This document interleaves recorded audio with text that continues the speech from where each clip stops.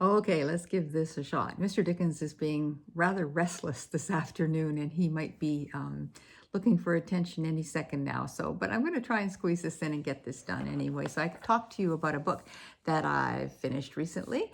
It's by Liane Moriarty called Here One Moment. And one of the things I like about this book, I love the title, for one thing. I mean, I think a large part of what's going on when, not just I think, a lot of people think, what's going on between a writer and a reader is that there's a conversation, a silent conversation that's going on, and the writer has some things there, and then the reader supplies his or her own thoughts, and then the writer's back again. And so this title is that here one moment, gone the next. And so I fill in the second part of the phrase every time I pick the book up.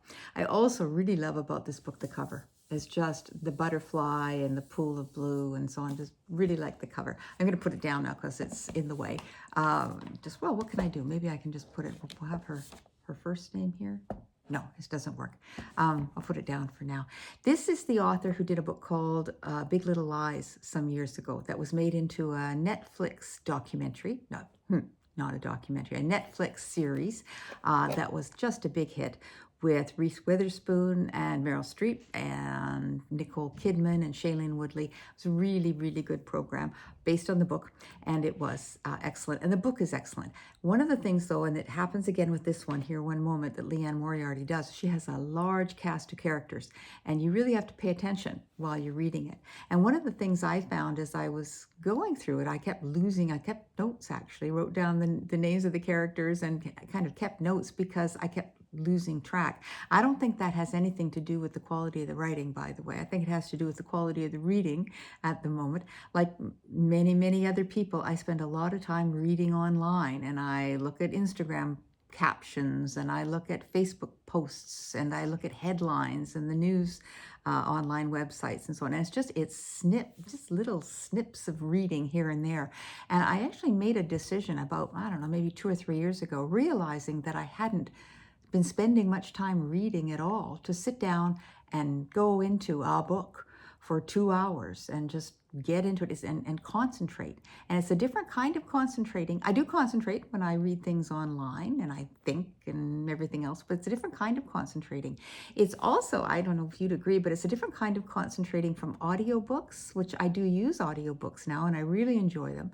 And I think the narrator brings a whole other dimension to the experience. So when you're listening to a book, you're getting something there with the voice and the intonations and the cadences and so on that adds to it.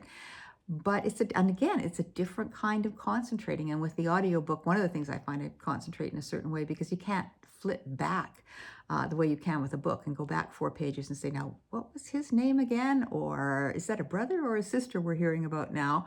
Harder to do with an audiobook. And so again, just a different kind of exercise for your brain and a different kind of concentrating. So reading Liane Moriarty's Here One Moment, there's a large cast of characters. It's a really interesting premise. I'm not giving too much away to say because it all happens early on in the first chapter, but early on there's a group of people, a large group of people who take plane ride. I'm distracted for a minute thinking, I don't want you to think that it's one large group like going on a tour or charter or something, 30 people on the airline. A number of small groups, a couple, a family, a single person, so on. They're all on this airplane.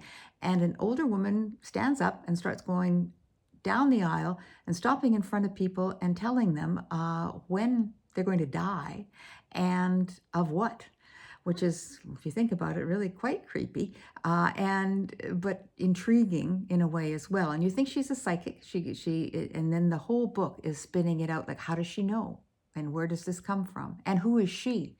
And how did she end up in this situation that she's doing this on this flight to people? And also, I just thought it was a fascinating image. You see flights come and go all the time, and people go down the jet bridge, they take their seats, they close the boarding door, and for the time that they're up in the air, they're in that container all together, and then they land and the doors open and they get off.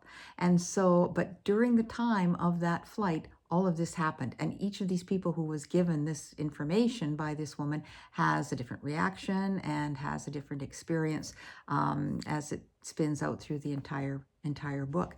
I've always found this quite an intriguing concept, and at various times I thought, I'd like to know. Now, all of the people in the book have different opinions, their reaction to being told this by this total stranger on an airplane, on a flight.